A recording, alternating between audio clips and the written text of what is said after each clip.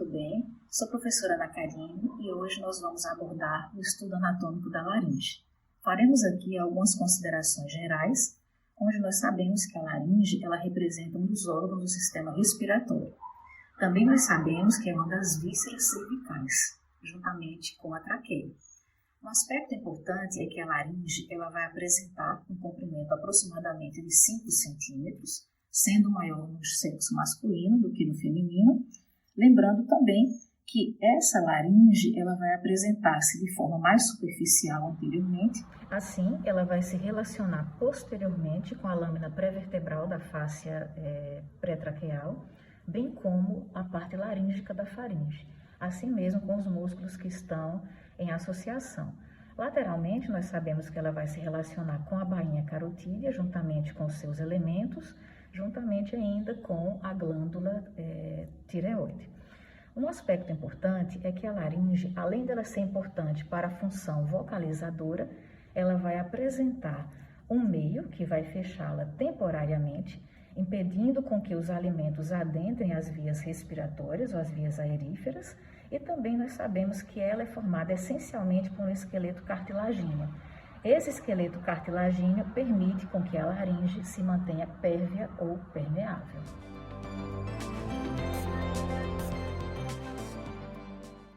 Então, aqui nós temos a cartilagem tireoide, representando uma das cartilagens ímpares. Logo abaixo nós temos a cartilagem cricoide, a qual vamos falar com maiores detalhes em seguida. Observa-se aqui a cartilagem epiglótica.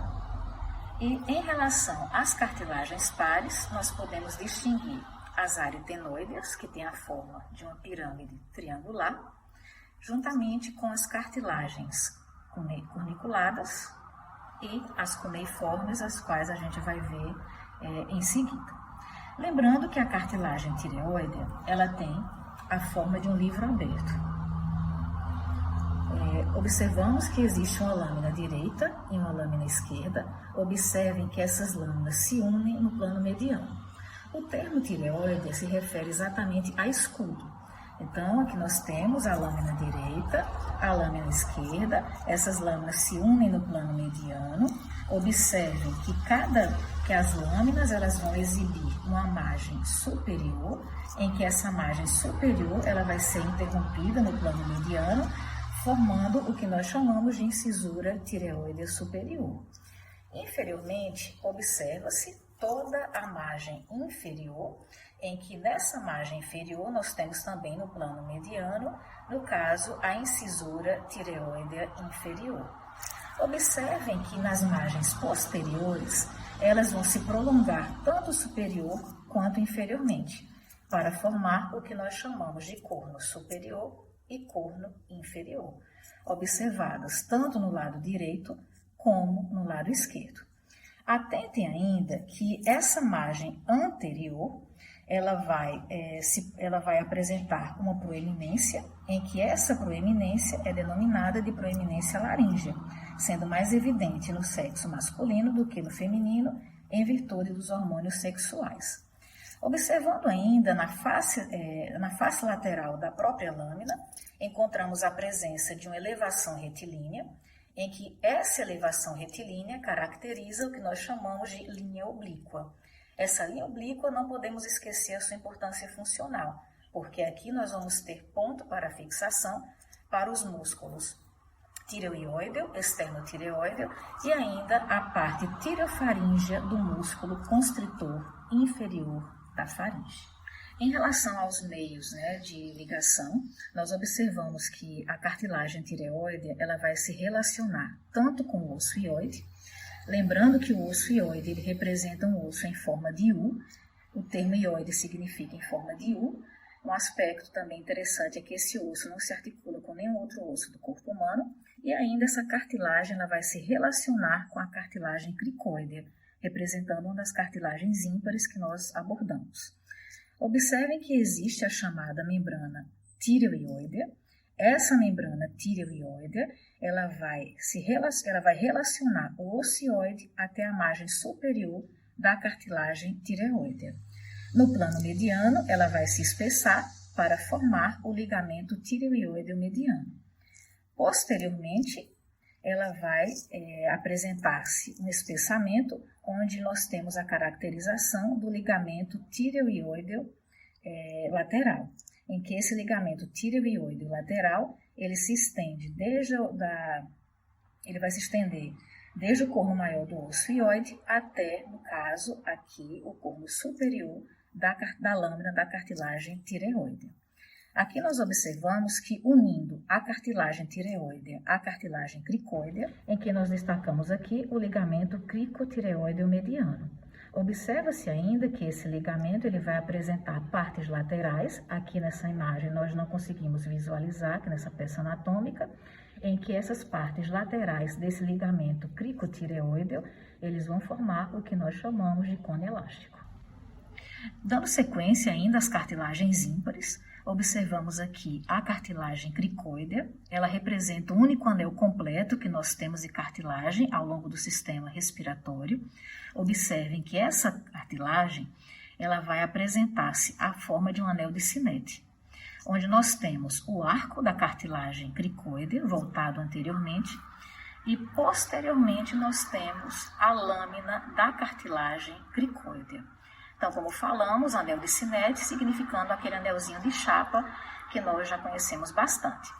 Vejam que no plano mediano, ao longo dessa lâmina, existe uma elevação, em que esta elevação ela é fundamental para a fixação de algumas fibras do esôfago, onde nós temos o tendão cricoesofágico, e a cada lado observamos depressões, onde existe uma depressão aqui e a outra aqui, onde nós temos aqui também pontos para a fixação de um dos músculos bem importantes em relação à laringe, que é o chamado músculo cricoaritenoideo posterior.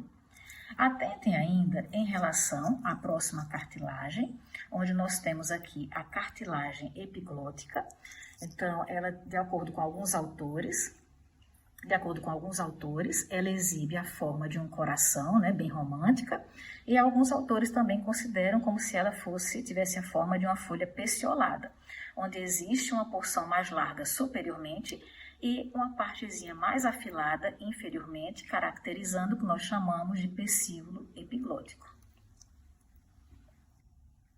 Então, aqui, através de uma visão posterior, observamos todo esse formato que nós falamos previamente em relação à cartilagem epiglótica. Observem que essa cartilagem epiglótica ela vai se fixar ao osso hioide, que está localizado aqui anteriormente, em que nós temos o ligamento, que é denominado de ligamento ioepiglótico, e observamos que o pecíolo está relacionado com o ligamento tireoepiglótico, em que esse ligamento tireoepiglótico está localizado no ângulo formado pelas lâminas direita e esquerda da cartilagem tireoidea, observados melhor em um corte no plano mediano. Então, observamos aqui mais uma vez um dos meios de fixação da epiglote, em que nós temos o ligamento ioepiglótico, e também queremos destacar que entre a membrana tireoideia e a face anterior da cartilagem epiglótica existe o corpo adiposo pré-epiglótico, em que este corpo adiposo pré-epiglótico representa um coxim que vai proteger, inclusive, as estruturas vasculares e nervosas que se encontram aqui no seu interior.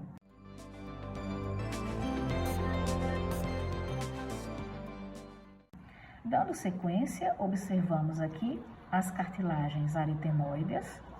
Essas cartilagens aritenoides, elas são pares, elas vão apresentar um formato de uma pirâmide triangular, em que essa pirâmide triangular, ela vai apresentar uma base. Nós temos ainda um ápice, em que esse ápice está aqui relacionado com a cartilagem corniculada. Observem a presença da face posterior, a face anterolateral e ainda a face medial voltada para o plano mediano. Se destacando ainda, observamos o processo muscular, em que esse processo muscular ele vai se destacar lateralmente da base, e aqui nós temos o processo vocal, em que esse processo vocal está diretamente relacionado com o ligamento vocal. Então, queremos ainda dar um destaque à margem, no caso a base da cartilagem aritenoidea, em que essa base ela vai se assentar na margem superior da lâmina da cartilagem cricoidea. Não podemos esquecer que aqui existe uma articulação importante, onde nós vamos ter ligamentos robustos que vão manter essa cartilagem aritenoidea associada na sua devida posição a essa margem superior desta lâmina. Então, são graças a esses importantes e robustos ligamentos que essa cartilagem ela não adentra para o interior da laringe, mas precisamente para o interior do ádito da laringe. Lembrando que o processo de artrite reumatoide ele pode inclusive acometer esse tipo de articulação. Lembrando ainda que essa articulação é uma articulação sinovial, onde nós observamos que de 3 a 75% em relação ao processo de artrite pode ocorrer ao nível desta articulação. E isso pode trazer sérios problemas para o paciente, como dificuldade para deglutição dolorosa, rouquidão, entre outros aspectos que podem, inclusive, modificar o seu aspecto respiratório. Ainda em correspondência com as cartilagens pares, aqui nós temos mais uma vez a cartilagem corniculada, lembrando que essa cartilagem corniculada ela vai se assentar no ápice das cartilagens aritenoides.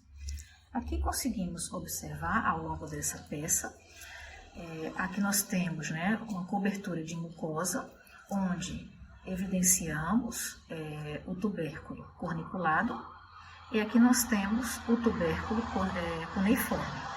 Então, esses tubérculos, eles representam pequenos nódulos, representados pelas cartilagens, que se localizam posteriormente a essa importante prega, em que esta importante prega é chamada de prega área epiglótica.